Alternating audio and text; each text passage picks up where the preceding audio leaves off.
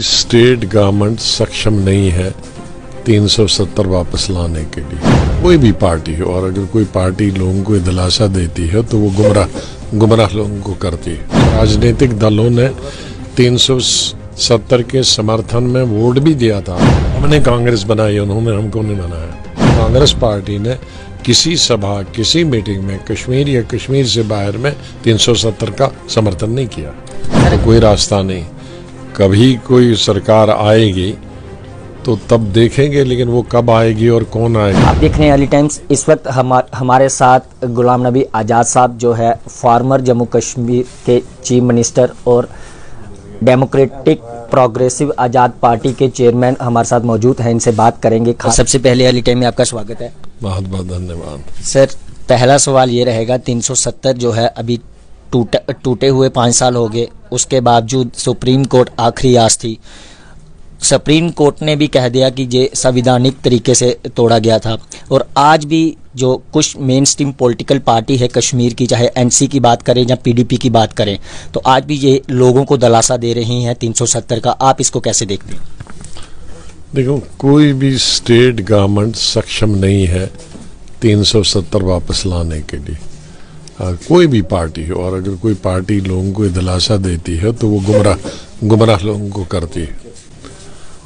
370 parliament के act से बनी और पार्लियामेंट ने उसको ख़त्म किया। न चाहने पर भी हम भी थे फेवर में 370 के होना चाहिए था। उससे भला था जम्मू के लोगों का भी, कश्मीर के लोगों का, स्टेट के लोगों का भला था। किसी समुदाय या किसी वर्ग या किसी रीजन के खिलाफ 370 नहीं था। अगर कोई फ़ायदा था तो हर समुदाय, हर धर्म और हर रीजन को उसको फ़ायदा था। लेकिन एक दफ़ा इस गवर्नमेंट ने किया तो उसके बाद एक ही रास्ता था कि वो सुप्रीम कोर्ट उसे कोई कॉन्स्टिट्यूशनल फ्लॉ निकालता कि भाई आपने, पार्लियामेंट ने अनकॉन्स्टिट्यूशनल बात की। सुप्रीम कोर्ट ने उस पर मोहर लगा दी, जो कि पार्लियामेंट ने किया। अब कोई रास्ता, फिलहाल तो कोई रास्ता नहीं। कभी कोई सरकार आएगी तो तब देखेंगे, लेकिन वो कब आएगी और कौन आएगी। और आज दूसरी बात यह है कि उस दफ़ा तो कुछ राजनीतिक दलों ने 370 के समर्थन में वोट भी दिया था।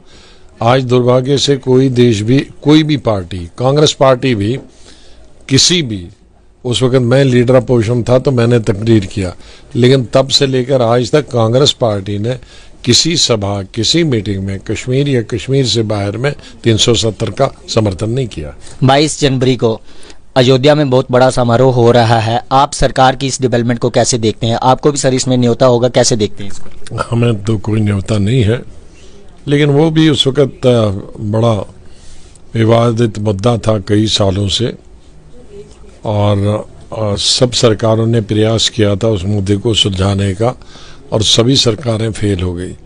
और बाद में ये सुप्रीम कोर्ट के सामने गया, और सभी पॉलिटिकल पार्टीज़ ने, चाहे वो नेशनल थी या रीजनल पॉलिटिकल पार्टीज़ थी, उन्होंने कहा कि जो सुप्रीम कोर्ट का निर्णय होगा वो सबको मानना होगा।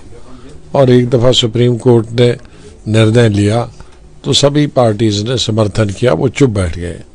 अब जिसको न्योता आया है वो जाने, और न्योता भेजने वाले वो जाने। हमें न न्योता आया है, और ज़ाहिर न्योता आया नहीं तो जाने का प्रश्न ही पैदा नहीं होता। और जिसको आस्था होगी वो जाएगा, जो नहीं जाना चाहे तो नहीं जाएगा। जम्मू कश्मीर की बात करें तो जो है इलेक्टेड गवर्नमेंट जहां पर नहीं है, अब इलेक्शन नहीं हुई है, तो सर आप कैसे देखते हैं? लोग परेशान है, इलेक्शन जो है नहीं करवाई जा रही, कैसे देखते हैं? असली 10 साल हुए। 2015 में जो सरकार बनी, 18 तक 2 दफ़ा गवर्नर रूल हो गया। तो वो कौन सी सरकार हुई जो 2 साल में 2 दफ़ा गवर्नर रूल हुआ? 10 साल मान लेते हैं, लेकिन लोग परेशान हैं, बहुत ज़्यादा परेशान है, बहुत ज़्यादा परेशान। जितना जल्दी इलेक्शन हुए, बहुत विलम्ब हुआ इलेक्शन हुए को, जितना जल्दी हो जाए तो उतना लोगों के हित में है, स्टेट के हित में है, यूटी के हित में है। क्या लगता है? सुप्रीम कोर्ट ने तो कह दिया कि इस साल जो है इलेक्शन होने हैं, क्या लगता है गवर्नमेंट करवाएगी? पूरी आशा है कि 30 सितंबर से पहले तो कराना ही पड़ेगा।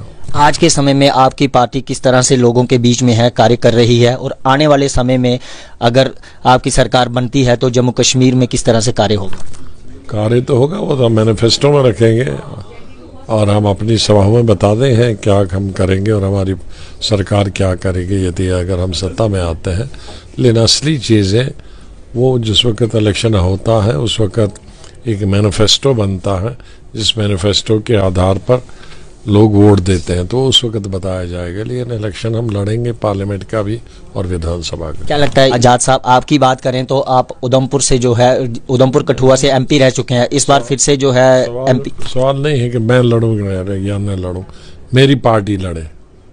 सर आखिरी सवाल, बकार रसूल बानी की बात करें तो हर बार जो है अपनी स्टेटमेंट में ये कहते हैं कि आजाद साहब की बात करें जब कांग्रेस जो है सत्ता में थी और आज जब पार्टी को उनकी जरूरत थी तो उन्होंने पार्टी छोड़ दी। सर क्या कहें? हमने कांग्रेस बनाई, उन्होंने हमको नहीं बनाया।